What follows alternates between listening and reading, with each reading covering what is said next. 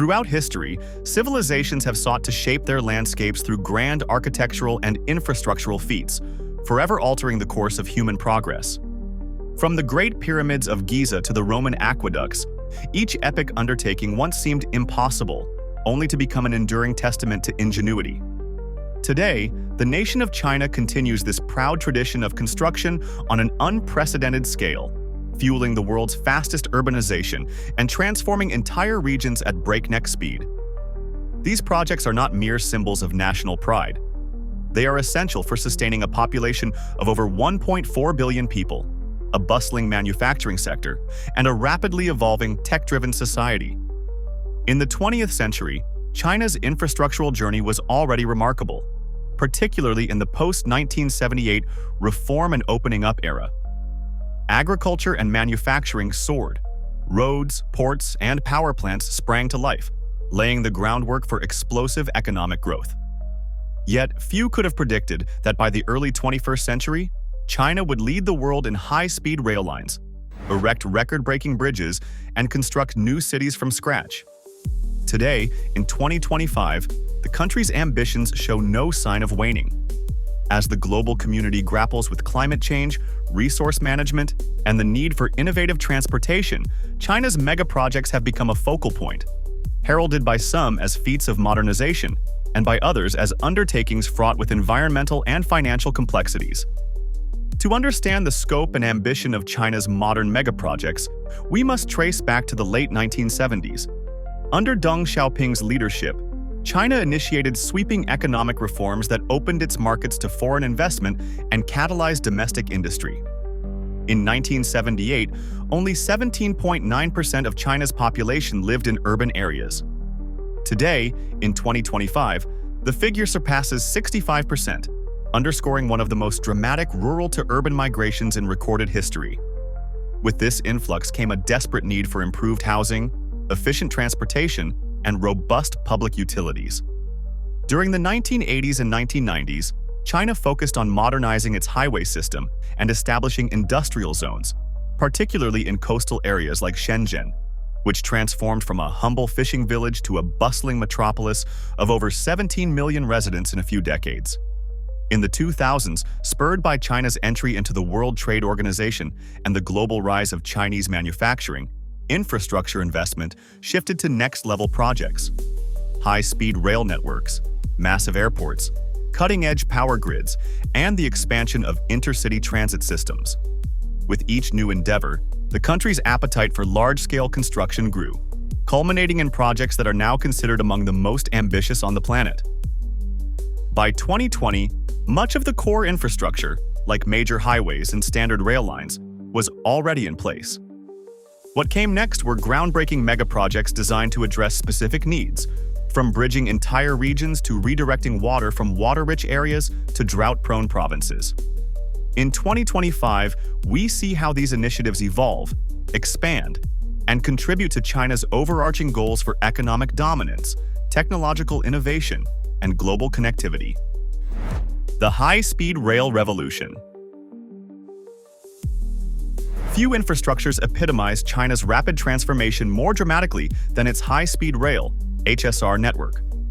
Launched in earnest around 2008 with the opening of the Beijing-Tianjin high-speed line, China's HSR quickly eclipsed that of any other nation in terms of scope and passenger volume. In 2012, the total length of high-speed tracks stood at approximately 9,000 kilometers, a figure that, at the time, already dwarfed other countries' networks. By 2020, it reached over 35,000 kilometers, and in 2025, the system is estimated to have exceeded 45,000 kilometers, reflecting a continued annual growth rate of around 10%. The ethos driving this expansion is both practical and aspirational. On the practical side, China's vast territory requires fast and efficient travel to integrate regional economies, reduce traffic congestion, and cut down on long-haul flight dependency. On the aspirational side, the government envisions an ultra-modern transport corridor where commuting between mega-regions like the Beijing-Tianjin-Hebei cluster or the Greater Bay Area can be accomplished at speeds of up to 350 kilometers per hour.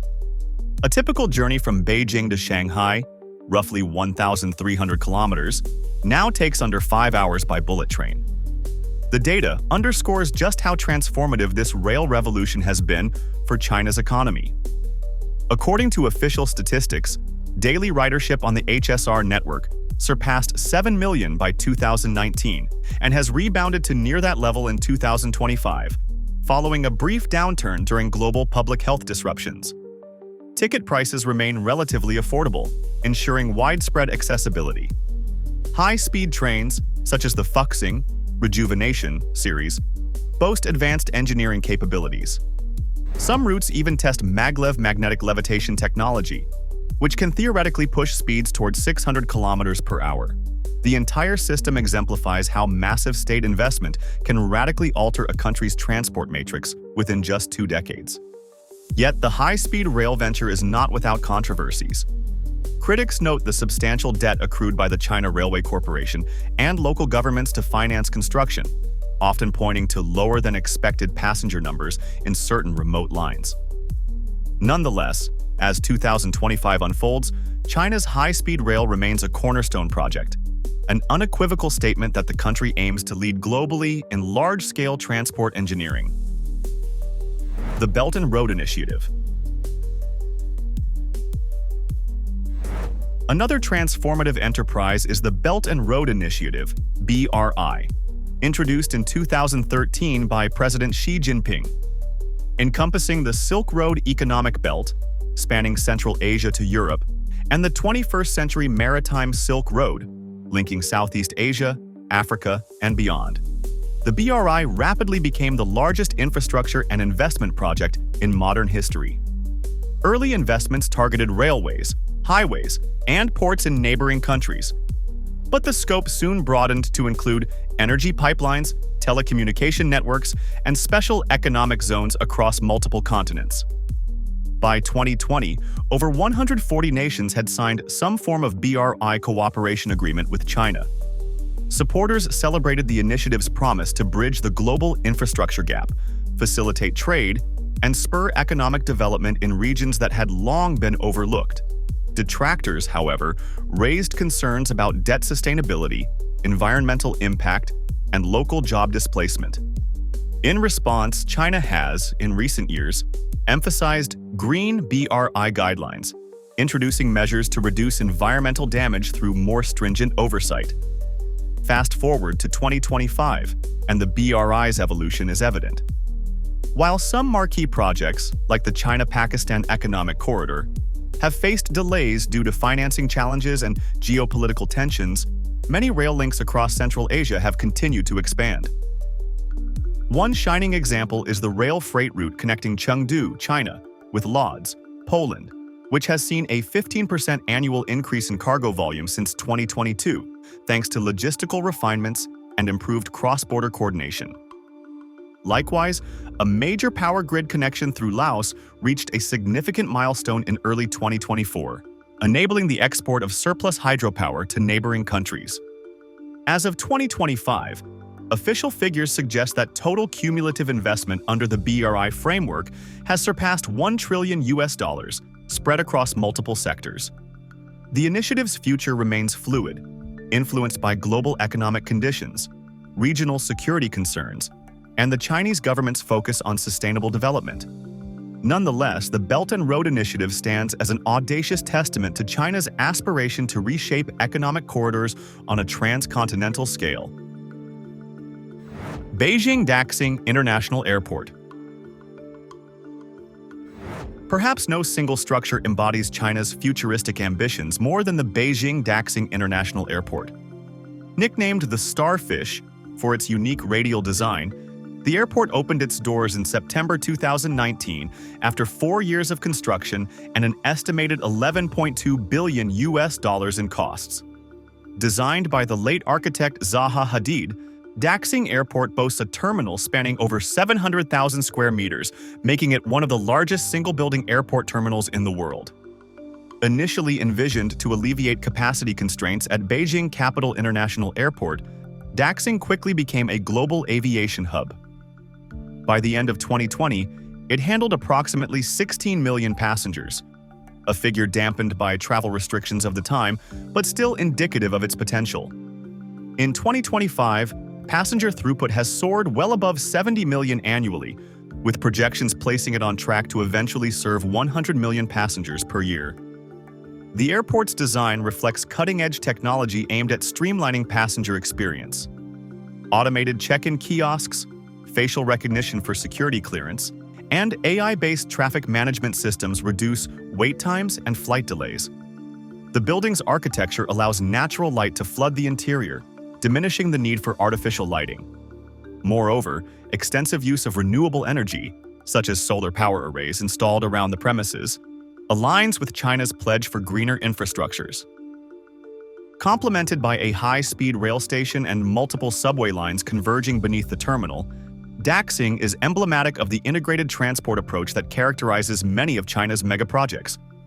It isn't just an airport, it's a cornerstone of the broader Beijing-Tianjin-Hebei regional development plan, connecting millions of residents to global destinations with minimal friction. As air travel rebounds in 2025, Daxing International Airport stands as both a functional necessity and a symbolic gateway to China's modern future. The Hong Kong-Zhuhai-Macau Bridge.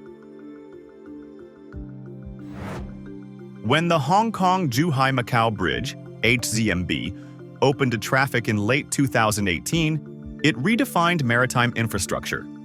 Stretching 55 kilometers across the Pearl River Delta, it remains the longest sea-crossing bridge tunnel system ever built. The HZMB plays a vital role in connecting the cities of Hong Kong, Zhuhai, and Macau, central to the development of the Greater Bay Area, an emerging mega-region encompassing 9 cities in Guangdong Province alongside the special administrative regions of Hong Kong and Macau. Beyond its architectural grandeur, the bridge has significantly reduced travel time between Hong Kong and Zhuhai, from approximately 4 hours by car to just 30 minutes. By 2025, daily vehicular traffic has stabilized around 6,000 to 7,000 vehicles, with occasional spikes during holidays.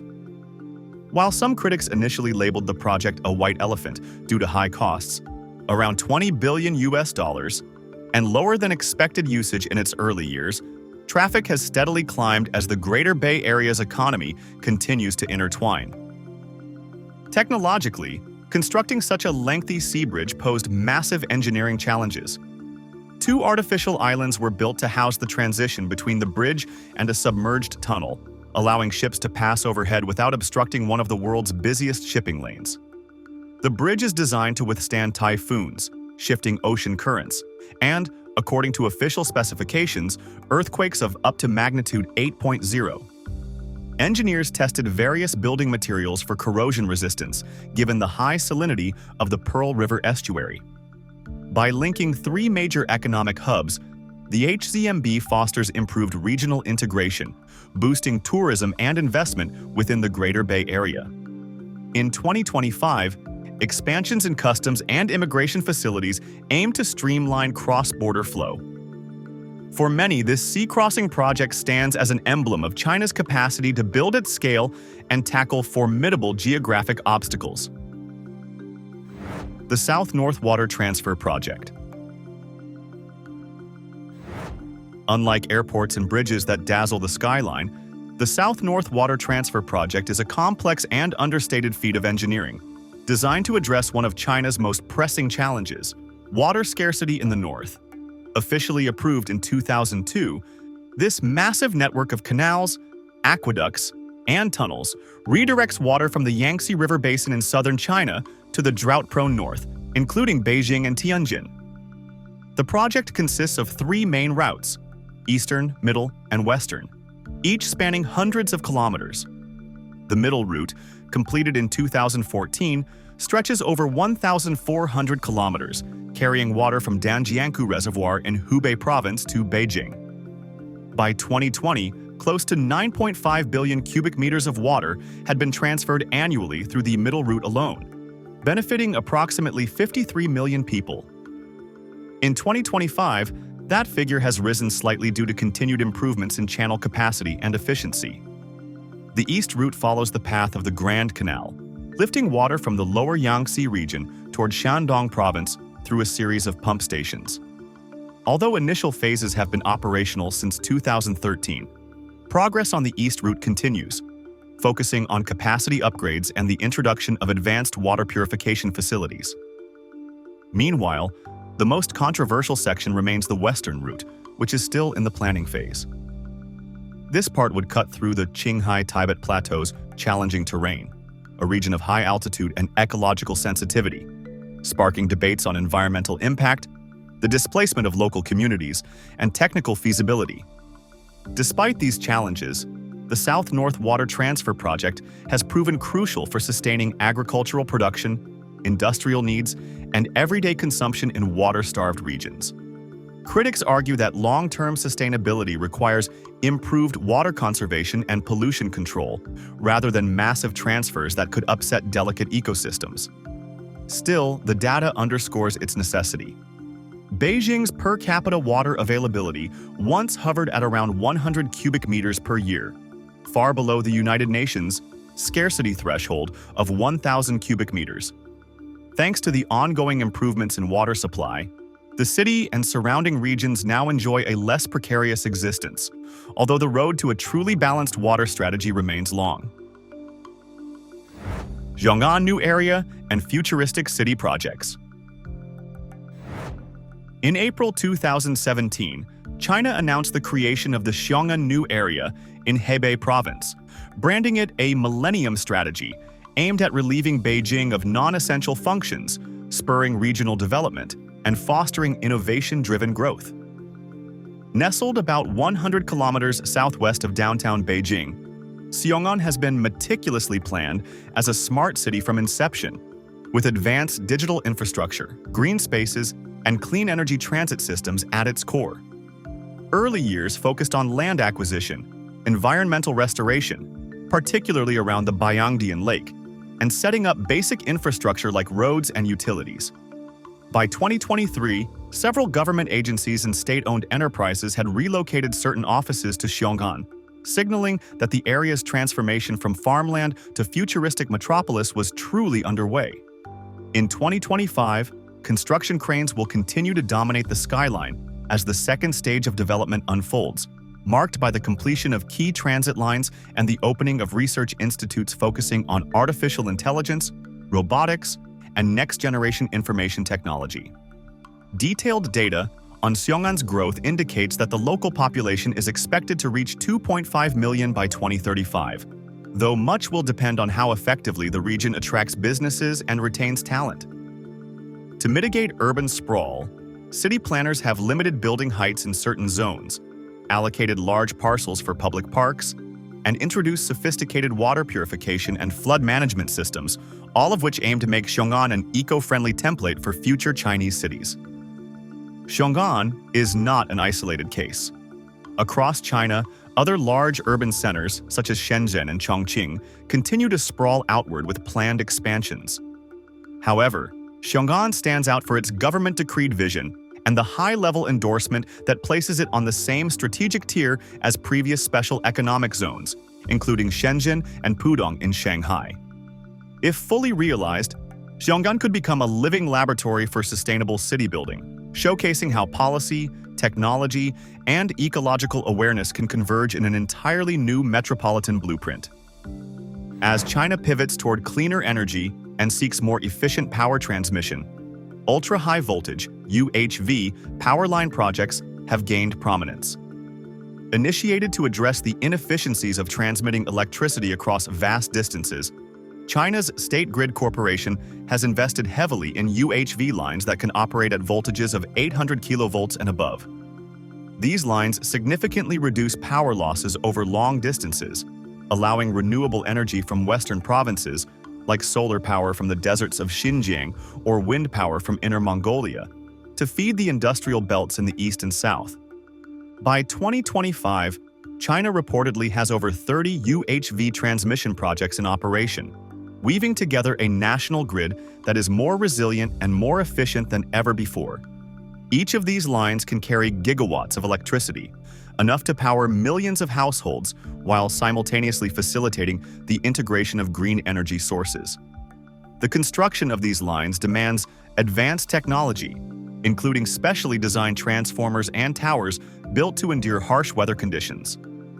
Proponents argue that UHV is essential for China's goal of achieving carbon neutrality by 2060, though skeptics remain concerned about high construction costs, electromagnetic radiation, and grid stability when dealing with intermittent renewable energy. Ultimately, China's craziest megaprojects stand at the forefront of human adaptability and aspiration. They illustrate how rapidly we can shape our environment when resources, political will, and technology converge. For better or worse, the blueprint of tomorrow may already be taking form on the high-speed rails, undersea tunnels, futuristic airports, and new cities of China.